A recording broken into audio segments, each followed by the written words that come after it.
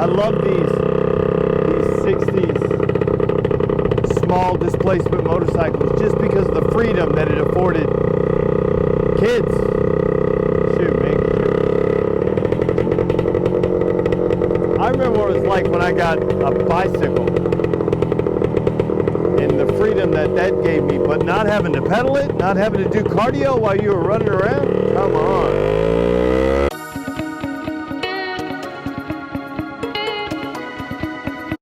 Hey guys, welcome back to another episode of Motorcycle Rewind, and today we're with a 1966 Suzuki Bearcat 120cc. You can see it all right there. And this is a friend of mine's bike that we're going to try to get running for. It's ran recently within the last year or so, but it's just been sat up since then, and it's got an oil leak. So we're going to try to sort it out, do a little maintenance on it, and get this guy going. Okay guys, I like to start with cleaning them. That's just me. Where do you like to start? What do you like to do first? Are you okay with leaving it dirty? And that's fine with me if that's where you are. But I like to start with a kind of a clean slate so I can see what's happening. A couple of things I have to do on this one.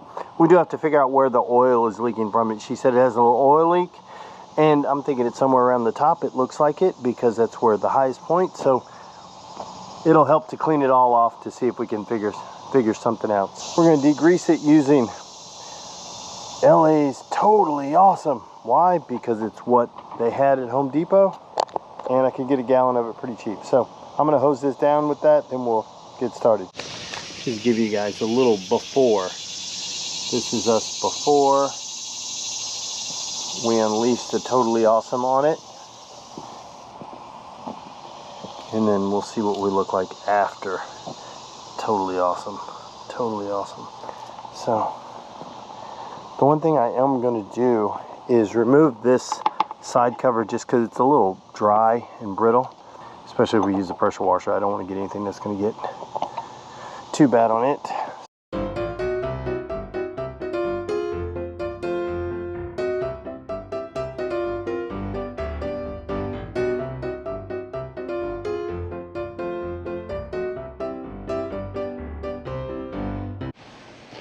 So that's not bad after the first little rinse of this little bike. Pretty awesome. Now we can be able to see where and if I need to clean up a little bit more under here. I'm going to spray some more of the LA's Totally Awesome in there and see if we can just let that soak for a little bit. Okay guys, so we're back with the little Bearcat. We have it inside. It's dried off now. We have the battery out sitting right here because it needs to be charged. We checked it with the multimeter and we were 2.7 volts, so we need to get closer to 6. So we have it on the charger right now and we'll go from there. The first thing I want to do is check to make sure we have spark. So I want to check to make sure we have spark, because then once we have spark, then I can check, see if it'll start, then we move on to fuel. I like to start with spark first. Let me know what you guys like to start with. Okay, so I'm impatient to wait on this battery to charge. So I just have a little alarm battery, 6-volt alarm battery that I already had. And I love these things. You can pick them up at Home Depot or any hardware store. And I just had to make a jumper to go from this spade connector to my power. And now we're going to check to see if we have spark. I went ahead and preemptively took the cover off. And in case you're following along, the points are back there in the back. I'll get a light so you can see. Go. Okay, that'll make it a little easier. So you can see them back here, points. And if you watch right there real closely, as I rotate this back, you can see them move. So you see them opening them. So there you go. You can see that a little bit better. So what we're going to do, turn the key on. We're going to go over there. I've got a spark plug in, so we're going to go over there and kick it and see if we have spark. Okay, so you should have a good eye on the spark plug. Let's see if we have some spark. I'm just going to kick it over. It looks like spark to me. Kick it over a couple of times. Feels like we got good compression too. Good. check that one off the list. We have spark. 1 down, 2 to go. Let's see, it looks like we have fuel in there. Let's go ahead and give it a shot. Let's turn the petcock on and go over there and kick it, see if it works. Put fuel run into the carburetor. Let's see if we have any, if it leaks. I want to check to make sure we have some 2-stroke oil in the oil jug on the other side. So let's go check that. Let's make sure we plug this guy in before we move on, because we'll end up with a no spark issue. We didn't check that spark plug yet, but we'll do that after. Looks like we do have a little, based on this line, you can see there's a little bit of 2-stroke oil in there. We'll check in the jug just to make sure. And yeah, there's some, you can see it down in there. Okay, how many kicks? Well, let me show you this first. We've got this nice little choke mechanism, and I think we have to kick this. I don't know where the arrow is, but looks like you go this way to start and that way to run. So let's go that way to start. Turn the key on. Okay, how many kicks? How many kicks, you guys guessing? Go ahead and put your bets in the comment section down below. That's 1.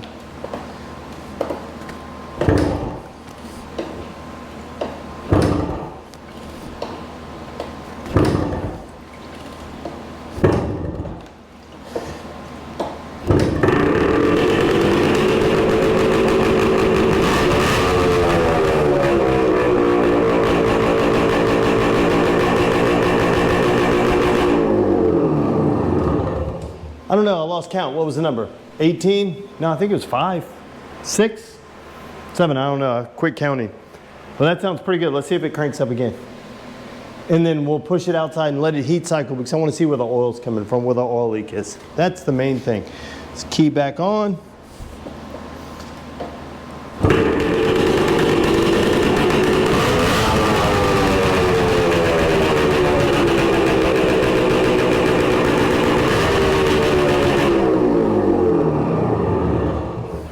Sounds so good. Let's push this thing outside so we can let it heat cycle. God, it's hot out here. I don't know what I was thinking when I put on this long sleeve shirt today. It's so hot. I wish I had a short sleeve shirt like the brand new GPZ Motorcycle Rewind t-shirt that you too can get. Amazing merch from Motorcycle Rewind. Click the link in the description below and you can get it. So let's start this thing up real quick. Key on. Kick it. Let's see if we can one kick wonder this again.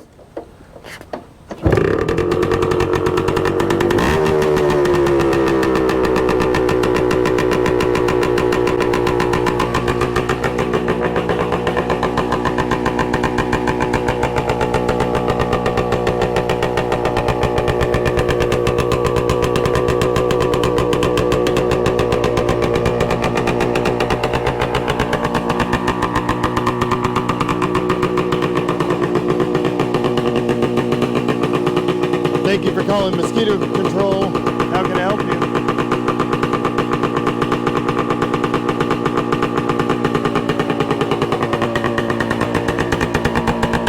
That's pretty good.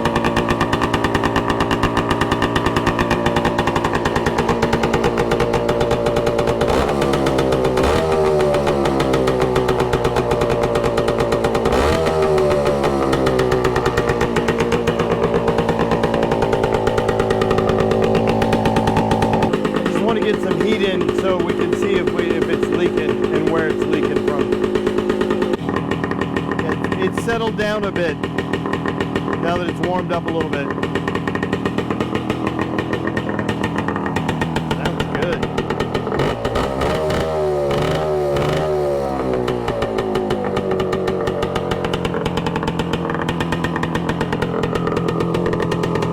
Okay guys, while we're waiting for the battery to charge and a leak to appear, we might as well see if we can clean up this tank a little bit. And I've got this, it's jet black let's see if it works. Guys, this is not sponsored by anybody. This is just a hey, can we make these things look better? That's all it is. So it starts with a little pad and some of this. I'm just going to do this one side. We'll do this one side so we can have a side to compare against.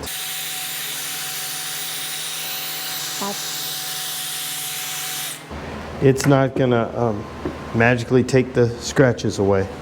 That's not going to happen.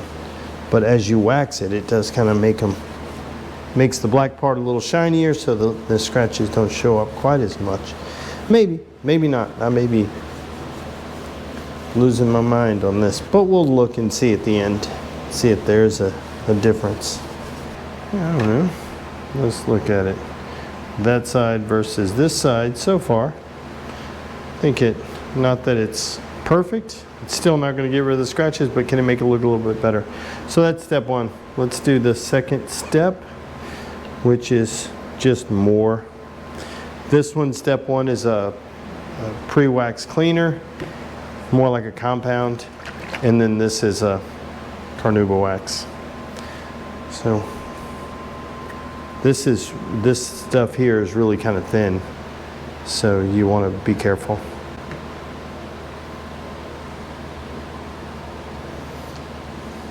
Again, I'm not an expert at this. This is just a guy in his garage using this stuff.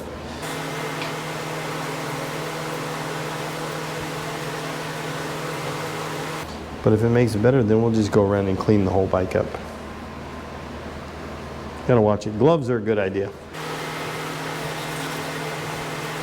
Yeah, that's not bad. And there's one other step I like to do, and I'll go get it and we'll put it on. So we're gonna finish it up with this Meguiar's NXT Tech Wax 2.0.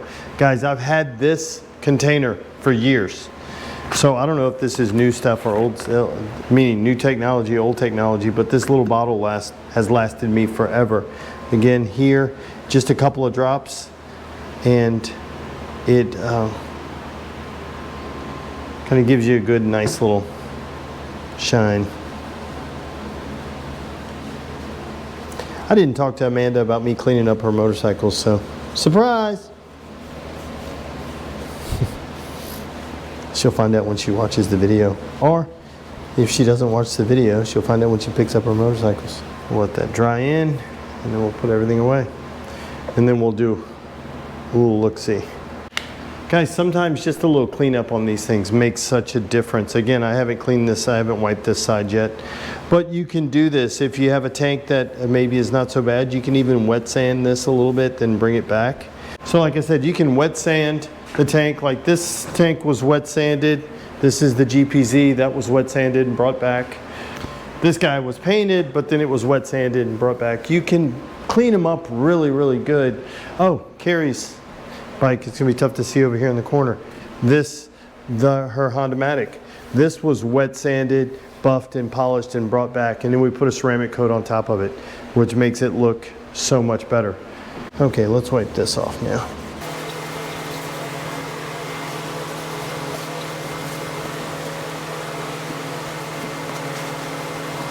Yeah, so when you look at them compared to waxed, polished, not, you can definitely see the difference. Look, you can barely see you can see the light in there, but it's not clear. Look at that one, you can see us in there, you can't really see us. So, even though the scratches are still there, all those imperfections are still there. But when you clean up, it just makes it look so much better. So we're gonna go through and do the same thing. We're gonna do it to the whole bike, the frame. The good thing is that these frames clean up really well. Like you can see on the 90, the Honda 90 over here. This was all just cleaned up after we got it running. We even used these plastic side covers. We used a headlight restore kit to bring that shine back. Okay, let's take this thing out for a ride while that battery's charging. And I still have to see if I can find a leak, so let's see if we can start it. guys in advance for trying to talk over this engine. Let's see.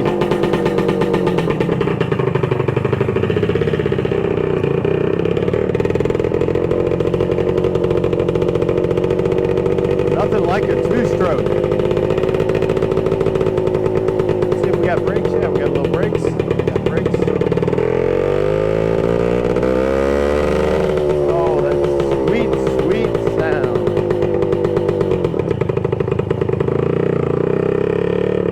Let's see. I don't know the shift pattern. I bet it's all down. Neutral's at the top. Yep.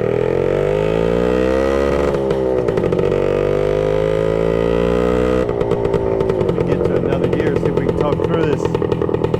Yeah, 1966 Suzuki Bearcat 120.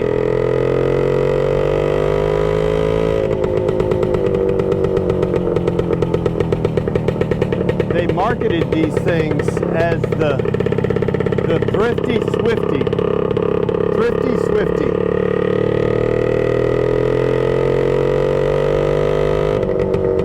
And it was, they said that at 25 miles an hour on the touring sprocket, the rear wheel has two sprockets, much like the early CT90s, that you could get 153 miles per gallon at 25 miles per hour. Now, wrong way. Shift down.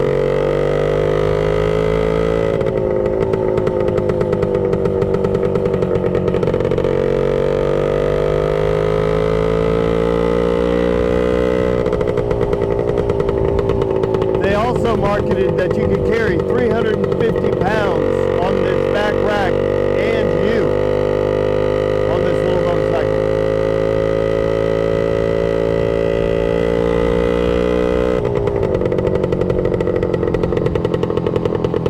Could you imagine being a 15-year-old boy, girl, doesn't matter, and you get one of these and you're riding this to middle school? Could you imagine? Say you're 12, 7th grade, right? You get one of these, you're just crushing it.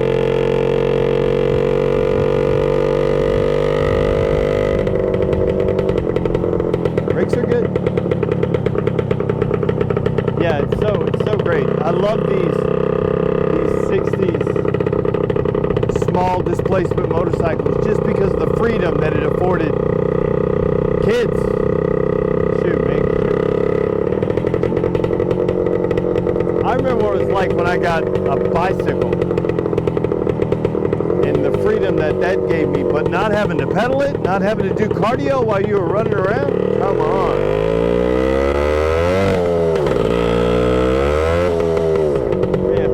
Clutches.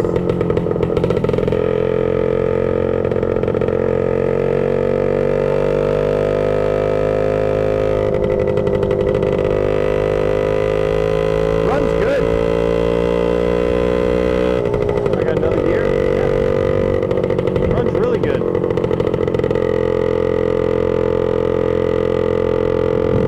Speedo works.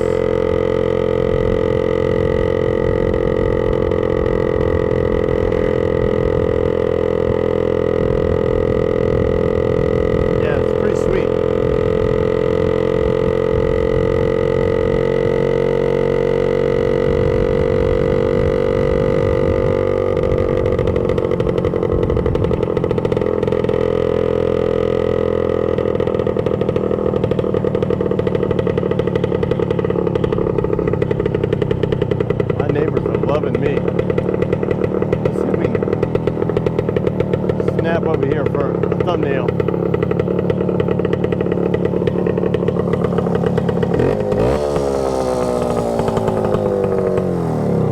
Yeah, I am definitely making some neighborhood friends. But look at this thing. I mean, don't look at this side. Don't look at this side where I have the battery just jammed in there with some towels to keep it from moving around. But it's pretty awesome.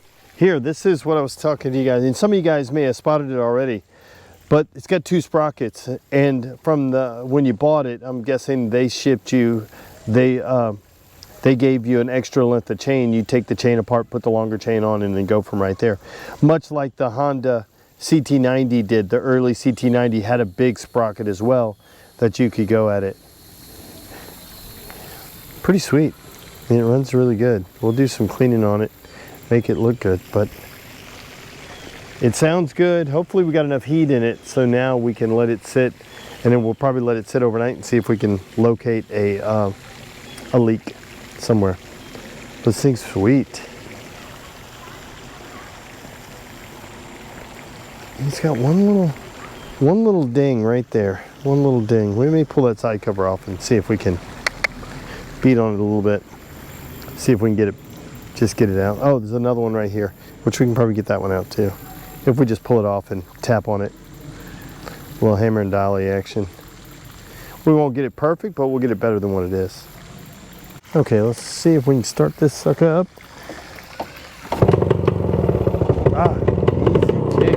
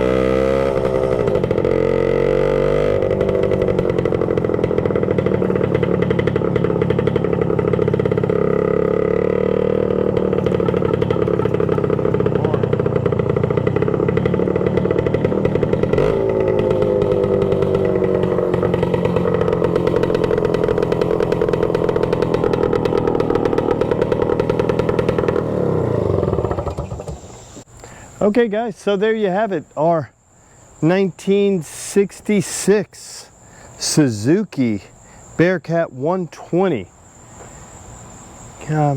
on the road to being ready to go. It's running now. We still have to sort out, see if we can find the leak. Let it cook overnight and then see if we see it in the morning. I would like to get this thing running as good as what it could, because we should race this in the C200, the 6490 Honda 90, and see what's what. I don't know, could be fun. The other thing, we have to wait on the battery that's charging, make sure that's still going to be good. If it's not, then we'll have to replace it, and then we'll look at doing some other stuff, which we'll check back in the next video on this guy.